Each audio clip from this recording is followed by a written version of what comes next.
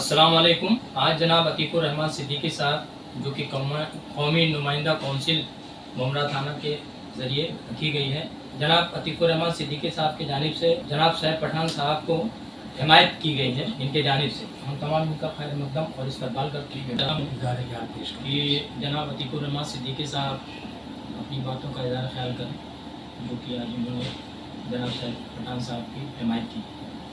बिस्मिल्लाहिर्रहमानिर्रहीम। कौमी नुमाइंदा कौंसिल मुमरा ज़िला थाना की जानिब से आज ये प्रेस कॉन्फ्रेंस के ज़रिए से इस बात का ऐलान किया जाता है कि कौमी नुमाइंदा कौंसिल ने मुमरा कलवा विधानसभा 149 के मजलिस इत्तेहादुल मुस्लिमीन के उम्मीदवार जनाब सैफ पठान की हिमायत का ऐलान किया है। और हम सभी से ये गुजारिश करते हैं कि यहाँ की आवाम जो है, इस इलाके की आवाम जो है, इनको अक्सरियती वोटों की तादाद से इनको कामयाब दिलाए। कौमी नुमाइंदा कौंसिल कायम करने का एक मकसद है। कौमी नुमाइंदा कौंसिल कायम करने का मकसद ये है कि अब्दुल की समाज में सियासी मुकाम क्या है, अब्दुल का सियासी मुकाम क्या है। आज हम देखते हैं कि बहुत सारी सेकुलर पार्टियां जो है वो मुसलमानों को मुनासिब नुमाइंदगी अपने इलाकों से नहीं देती। यहाँ तक कि मुस्लिम इलाकों से भी नुमाइंदगी मुसलमानों को नहीं दी जाती है। कौमी नुमाइंदा कौंसिल ने एक तहरीक के ज़रिए इस बात की कोशिश की है कि कम अज़ कम मुस्लिम इलाकों से मुस्लिम नुमाइंदा चुन कर के ऐवानों में भेजा जाए। इसी मकसद के तहत कौमी नुमाइंदा कौंसिल का वजूद कायम किया गया है। आज से कई साल कबल भी हमने इस तरह के प्रेस कॉन्फ्रेंस की थी और लोकसभा उम्मीदवार जो थे 4-5 लोग खड़े थे, हमने सभी की इत्तिफाक़ राय से मीटिंग की और इस बात का उन नुमाइंदों से कहा गया कि आप अपने दरमियान से सब लोग लड़ोगे, आपस में एक दूसरे के वोट काटोगे, आपके दरमियान जो काबिल शख्स है उस आदमी को आप लोग चुन लो इत्तिफाक़ राय से और बाकी सब लोग आके एक स्टेज से एक आदमी के नाम का ऐलान करो ताकि हमारे जो वोट है उसमें बिखराव ना हो और अक्सरियत की तादाद से वोट जो है हमारे नुमाइंदों को मिले। लेकिन अफसोस कि किसी ने भी उस बात पर अमल नहीं किया और हमको मजबूरन उन 5-6 लोगों में से एक मुस्लिम उम्मीदवार का ऐलान करना पड़ा और हमने किया। हमने उस उम्मीदवार का नुमाइंदे का ऐलान किया और कहा, आवाम से गुजारिश की कि आपके इलाके से मुस्लिम नुमाइंदगी के लिए हमने इस नुमाइंदे को चुना है, आप अपने कसीर तादाद से वोट दे करके उसको कामयाब बनाएं। और आज हम फिर दोबारा से इस बात की कोशिश कर रहे हैं कि हमारे वोटों में बिखराव ना हो और हम अपने मुस्लिम इलाके से अक्सरियती तादाद से जो वोट हमारे जो है हमारे कौमी नुमाइंदा जो हमने चुना है सैफ पठान को कसीर तादाद में वोट दे करके इसको कामयाब बनाए। आज तक हमने देखा है कि अब्दुल यानी कि मुसलमान जिसको अब्दुल बोला जाता है ना कि अब्दुल की चूड़ी टाइट करना है, अब्दुल की चूड़ी टाइट करने की सभी लोगों ने कोशिश की है। अब्दुल ने इससे पहले झाड़ू चलाई, क्या अंजाम हुआ। इसके बाद में अब्दुल ने मशाल जलाई, क्या हुआ। आज फिर अब्दुल से बोला जा रहा है कि तारे बजाओ।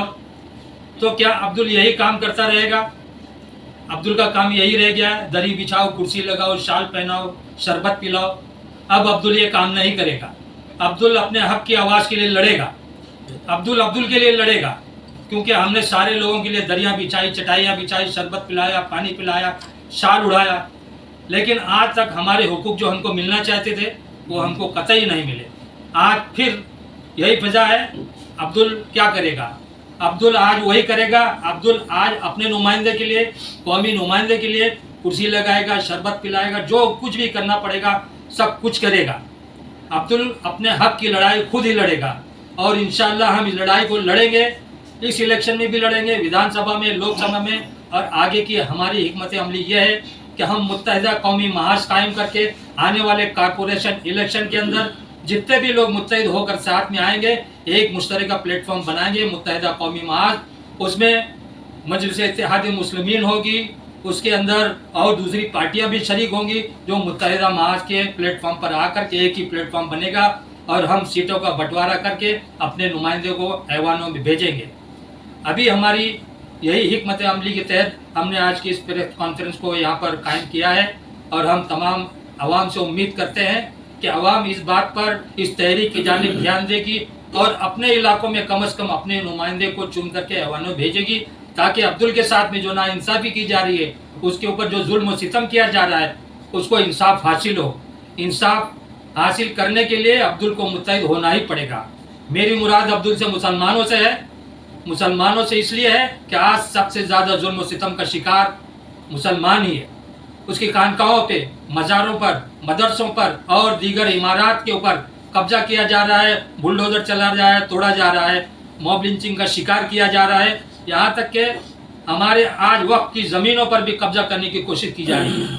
अब्दुल का मसला अब्दुल ही हल करेगा, या और किसी से हमको उम्मीद नहीं है। हमने तमाम लोगों के हाथ मजबूर किए, लेकिन हमको इंसाफ नहीं मिला। इलेक्शन का टाइम होता है, एक गाड़ी आती है, ऐलान होता है कि फलाने शख्स को मजबूत करो, उसके हाथ मजबूत करो, शरद पवार के हाथ मजबूत करो, अखिलेश के हाथ मजबूत करो और दीगर नुमाइंदों के हाथ मजबूत करो। हमने सबके हाथ मजबूत किए हैं, लेकिन हम इंसाफ के लिए आज भी तरस रहे हैं। इस लिहाजा हम अपनी कौम के लोगों से गुजारिश करते हैं, बराए मेहरबानी संजीदगी के साथ इस बात पर गौर करें। हमको अपने इलाकों से मुस्लिम नुमाइंदा चुनकर भेजना ही पड़ेगा। अगर हमने इस मर्तबा भी भूल की, हमारे वोटों में बिखरा हुआ, तो आगे भी हमारे मसाइल जूं के तूं रहेंगे। लिहाजा आप इस बात पर संजीदगी से गौर करें, अपने वोटों को तादाद को बिखरने न दें और संजीदगी के साथ एक ही नुमाइंदे को वोट दें, ताकि हम अपने किए हुए कामों का एहतसाब कर सके, हिसाब कर सके और हम अपने हुकूक को हासिल कर दें। आज इस मौके पर यहाँ पर हमारे निर्धन पार्टी के नुमाइंदे भी यहाँ, जिन्होंने एमआईएम को समर्थन दिया है। हमारे रौनक खान है जो आम आदमी पार्टी से यहाँ पर ये भी शरीक हुए एमआईएम के अंदर। अज्जू भाई जो यहाँ के पुराने एमआईएम के नुमाइंदे हैं, मेंबर हैं। हमारे शफी भाई भी यहाँ पे मौजूद है और हमारे मुस्लिम लीग के भी नौजवान यहाँ पर मौजूद है और इसमें उन्होंने भी शिरकत की है। इससे पहले हमारी बात जो है फरज शेख साहिबा से भी हो चुकी है और उनका भी समर्थन जो है आज से पठान को हासिल है। आप तमाम आवाम से गुजारिश करते हैं कि इस बात पर गौर करें और इस पर फौरन अमल करें। खुदा हाफिज़।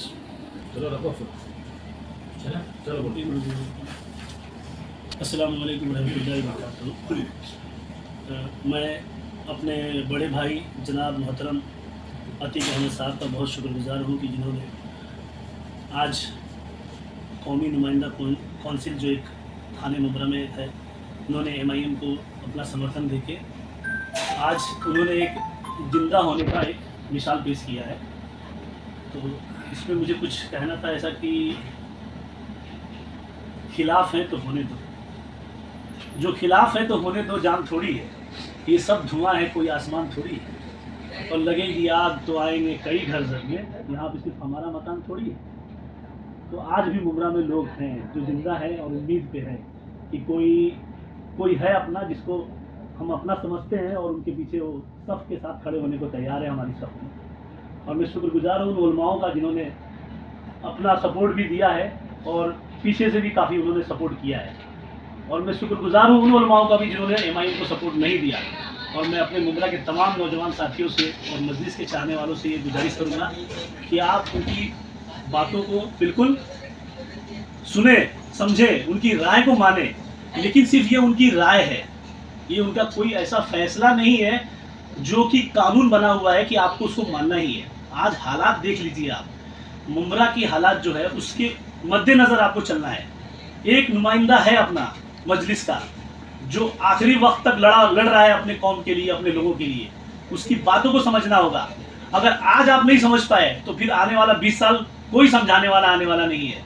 यहाँ पे हर वक्त खरीदार बैठे हैं, हर बिकाऊ लोग यहाँ पे है, हर खरीदार बैठे हुए हैं लोगों को खरीदने के लिए। फिर भी एक ईमानदार मजलिस का एक खड़ा है मुत्तहिद होकर, उस जिम्मेदार के पीछे मैं मुमरा वालों से अपील करूँगा कि 20 तारीख को जो हो सके अपनी ईमानदारी से अपनी ताकत को दिखाए और मजलिस को मजबूत करे। शुक्रिया।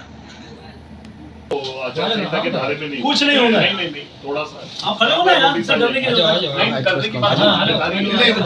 उनकी पार्टी एक प्रेस कॉन्फ्रेंस में आ रहा है, प्रचार कर रहे हैं। प्रेस कॉन्फ्रेंस में आ रहा है। अब भी आ गया। हाँ, हार गो सुना जाओ क्योंकि जो तो अंदर आ जाओ, एक आदमी और अंदर आ जाओ, हो जाएगा। मुन्ना भाई अभी आ जाओ अंदर, थोड़ा अंदर हो जाओ, अंदर ही हो जाओ, अंदर ही हो जाओ। हाँ,